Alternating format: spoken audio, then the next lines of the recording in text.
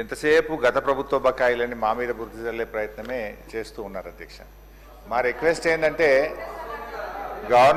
Government is a continuous process.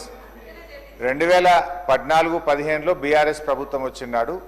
ఇదే కాంగ్రెస్ ప్రభుత్వం మాకు కూడా 2000 కోట్ల రూపాయల ఫీజు రీఎంబర్స్మెంట్ బకాయిలు మాకు పెట్టిపోయారు. ఆ రోజు 2000 కోట్లు బకాయిలు పెట్టిపోతే మేము ఆ రోజు చెల్లించాం. మేము మీలాగా బకాయిలు పెట్టిపోయారు మేము ఇవ్వము అని అనలేదు అధ్యక్ష. Government is a continuous process అని చెప్పి ఆ రోజు 2000 కోట్ల రూపాయల బకాయిలు బీఆర్ఎస్ ప్రభుత్వం చెల్లించింది. ఇక రెండో విషయం అధ్యక్ష, బీఆర్ఎస్ హయాంలో అసలు ఫీజు రియంబర్స్మెంట్ ఇవ్వనే లేదు, జరగనే లేదు అనేటువంటిది పూర్తిగా సత్యదూరమైనటువంటిది. మేము పెద్ద నోట్ల రద్దు లాంటి ఒక ఆర్థిక మాంద్యాన్ని ఎదుర్కొన్నాము. 2 సంవత్సరాలు కరోనా వల్ల కూడా ఆర్థిక మాంద్యాన్ని ఎదుర్కొన్నాము.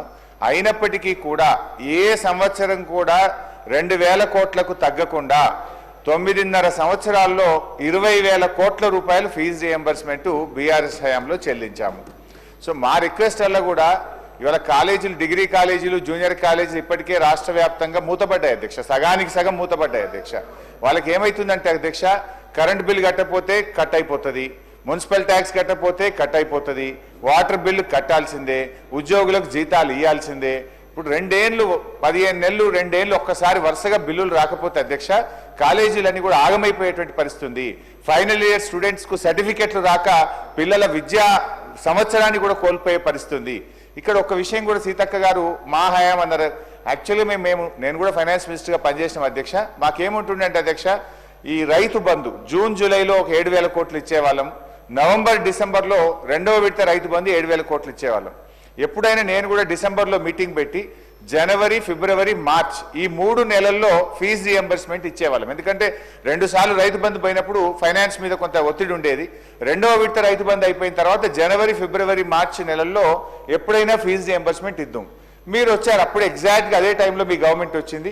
కానీ పోయిన జనవరి, ఫిబ్రవరి, మార్చిలో ₹1 కూడా ఇవ్వకపోవడం వల్ల ఇవాళ ఇది పేరుకుపోయిన పరిస్థితి ఏర్పడ్డది. సో నేను అనేది ఒకరి మీద ఒకరు చేయడం కాదు, కానీ విద్యార్థుల భవిష్యత్తు, లక్షలాది మంది విద్యార్థుల భవిష్యత్తును దృష్టిలో పెట్టుకొని, కాలేజీలను భవిష్యత్తును దృష్టిలో పెట్టుకొని దయచేసి ఈ జనవరి, ఫిబ్రవరి, ఇప్పుడు ఈ మార్చి నెలాఖరులో ఉన్నాం కనుక ఈ ఒక 2,000 కోట్లన్నా మినిమం వెంటనే ఇవ్వగలిగితేనే ఆ కాలేజీలు, ఆ పిల్లలు బయటపడే పరిస్థితి ఉంది అధ్యక్ష. మన సీతక్క గారు ఒక 800 కోట్లు ఇచ్చామన్నారు. ఇవన్నీ కూడా కేంద్ర ప్రభుత్వం నుంచి ఎస్సీ ఎస్టీ కాంపోనెంట్ కింద ఢిల్లీ నుంచి ఏవైతే డబ్బులు వచ్చినాయో అంతవరకు పాస్ ఆన్ చేసిండ్రు. రాష్ట్ర ప్రభుత్వం నుంచి మాత్రం నిధులు విడుదల చేయడం లేదు.